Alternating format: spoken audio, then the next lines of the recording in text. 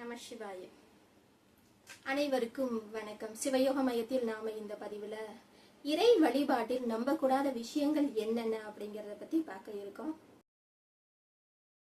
சமூக வலைத்தளங்கள்ல ஆன்மீகத்தை பத்தி எந்த அளவுக்கு சரியான பதிவுகள் இருக்கோ அதே அளவுக்கு தவறான பதிவுகளும் நிறைய பேரு பதிவிடுறாங்க.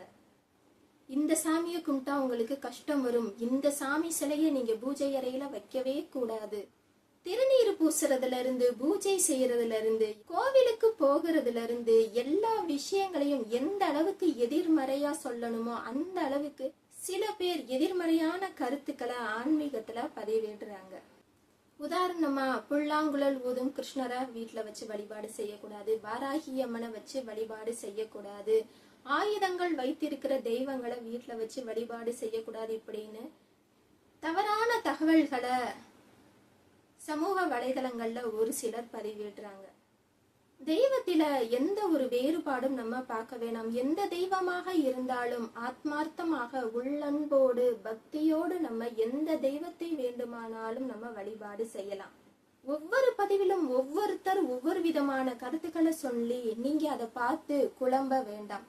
உங்க மனசுக்கு எது சரின்னு படுதோ, எந்த மாதிரியான வழிபாடு முறைகள் சரின்னு படுதோ அந்த மாதிரியான வழிபாடு முறைகளை நீங்க செய்யுங்க.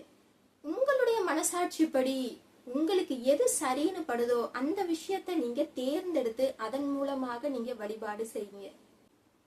இறை வழிபாடுல இருக்கிற உண்மையான விஷயங்களுக்கு மட்டுமே நீங்க நம்பிக்கை வச்சு நீங்க வழிபாடு செய்யுங்க. போலியான விஷயங்களை நீங்க புறக்கணிங்க. ஆன்மீக விஷயத்தை பத்தி ஒருத்தவங்க சொல்றாங்கன்னா அது எந்த அளவுக்கு உண்மை, ஆன்மீகத்துல அவங்களுக்கு எந்த அளவுக்கு அனுபவம் இருக்கு, ஈடுபாடு இருக்கு, அவங்க சொல்றது எந்த அளவுக்கு உண்மைங்கிறத அலசி ஆராய்ச்சி பண்ணி எந்த அளவுக்கு உங்க மனது அந்த விஷயத்த நம்புதோ அப்படிங்கறத வச்சு அந்த விஷயத்த முடிவெடுங்க. இவங்க சொல்றது சரியா அவங்க சொல்றது சரியா இப்படியே குழம்பிக்கிட்டே உங்களுடைய காலத்தையும் நேரத்தையும் வீணாக்காம உங்களுடைய மனசுக்கு எது சரின்னு படுதோ, எந்த தெய்வத்தை வணங்கணும்னு படுதோ, எந்த மாதிரியான வழிபாடு முறைகளை செய்யணும்னு நீங்க நினைக்கிறீங்களோ அதை நீங்க தாராளமாக ஆத்மார்த்தமாக உண்மையான பக்தியோடு நீங்க தாராளமாக செய்யலாம். நம சிவாய.